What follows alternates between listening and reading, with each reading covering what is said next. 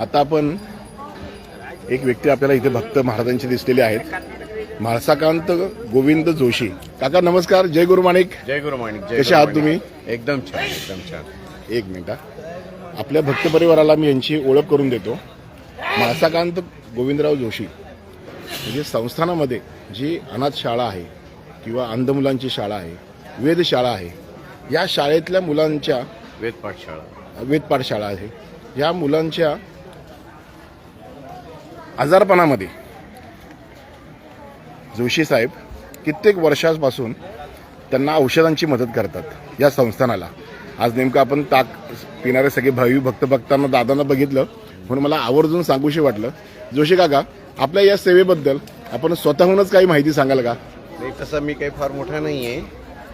हां, या मागे प्रभू महाराज माझ्याकडून करून घेतात सेवा ही. हां, आणि मी गेले 30 वर्षापासून फार्मास्युटिकल कंपनीमध्येच काम करतो. अरे वा. हां, मला औषधांची जाण आणि त्याची इन्फेक्शन कसे होतात, काय होतात त्या पद्धतीनं माहिती आहे. बर बर बर. आणि मुलांना सर्दी, पडसे, अंगदुखी किंवा उन्हाळ्यामध्ये मेजर प्रॉब्लेम जुलाब आणि लूज मोशनचे असतात, त्यासाठी ORS पावडर बरोबर वगैरे वगैरे मी माझ्या कंपनीतर्फे किंवा स्वतः हे विकत घेऊन सुद्धा अरे वा. मी सॅम्पलच्या स्वरूपात इथं देतो. महाराजांच्या चरणी माझी सेवा अर्पित करण्याचा किती प्रयत्न. वर्षापासून सेवा करताय दादा ही? 5 वर्ष तरी झाले मला आता. अरे वा, फार छान फार छान.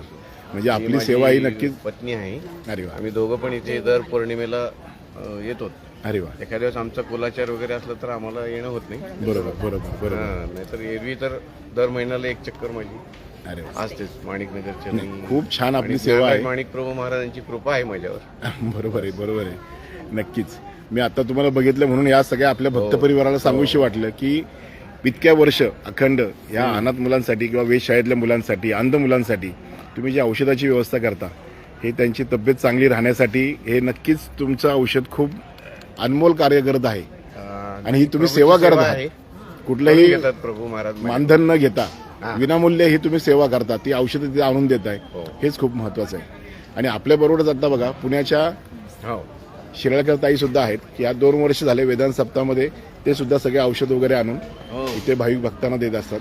जय गुरु माणिक. जय गुरु माणिक. आपण काय बोलू शकता सांगा, मला इथे किंवा आपण ही सेवा करताय कसं वाटतंय आपल्याला? खूप छान वाटतं. मी आता माझं हे 2रं वर्ष आहे वेदांत सप्ताहाचं. मला इथे येऊन खरं सुख कळालंय. म्हणजे याच्या आधी मला कधीच असे अनुभव आलेले नाही. इथे येऊन मला खूप छान अनुभव आले. आणि आता दर पौर्णिमेला मी इथे येते. हा 2रा वेदांत सप्ताह पण आहे आणि मी पण सेवा करते. आपले जे भक्त आहेत त्यांना जर आजारी वगैरे असेल तर मी पण मेडिसिन घेऊन येते आणि त्या मेडिसिनने त्यांना बरं वाटतं. ते होऊन स्वतःहून सांगायला येतात मला की आम्हाला खूप छान वाटते. त्यामुळे मला पण खूप समाधान मिळतं. फार छान फार छान. नेमकं ताईंची माझी ओळख झाली. हो, आणि माझी बरोबरच आहे. त्यामुळे आम्हाला आनंद झाला. खरे एका फील्ड मधले आले तुम्ही सगळे.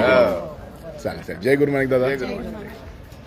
आपण पाहिले या पद्धतीने भक्तवर्ग या संस्थानासाठी, या संस्थानाच्या ह्या विद्यार्थ्यांसाठी म्हणा, अनाथ मुलांसाठी म्हणा, अंध विद्यार्थ्यांसाठी जी शाळा आपल्याकडे आहे, ज्याला ज्या परीने मदत करता येईल ते सर्व करत असतात. आणि ती मदत कुठेही कोणी सांगत नसतं. आज मी स्वतःहून त्यांना विचारलं म्हणून त्यांनी सांगितलं. त्याचं 5 वर्ष आज ते सेवा करत आहात या मुलांच्या आरोग्यासाठी, त्यांना आरोग्य चांगलं राहावं यासाठी ते प्रयत्न करत आहात. तसेच आपल्याकडे माणिकनगरमध्ये गोशाळासुद्धा आहे. जे भाविक भक्त आपल्याकडे येतात त्यांनी सुद्धा आवर्जून या गोशाळेतील गोमातेसाठी नक्कीच येऊन चारा जरी तुम्ही त्यांना गायला खायला घातला तरी त्यांचे आशीर्वाद, प्रभूंचे आशीर्वाद नक्कीच आपल्या सर्वांना लाभतील, हा विश्वास आपला आहे. जय गुरु माणिक.